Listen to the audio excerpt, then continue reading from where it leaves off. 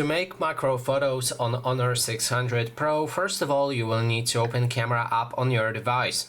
Next step is to enter the photo mode right here, and after that you may notice the macro icon in the bottom left corner. If you cannot see it, like I'm not seeing it right now, you can try to switch to different camera lenses like this. If it still doesn't work, just go up with different zoom options until you see this macro icon.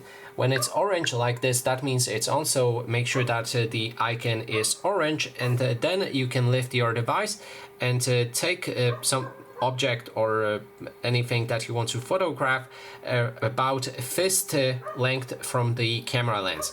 After that we can simply take a photo. Also it needs to be in a pretty good light, otherwise it will be blurry, but that's how we can take macro photos. Just give it a moment and we should see it. And that is basically everything. Thanks so much for watching.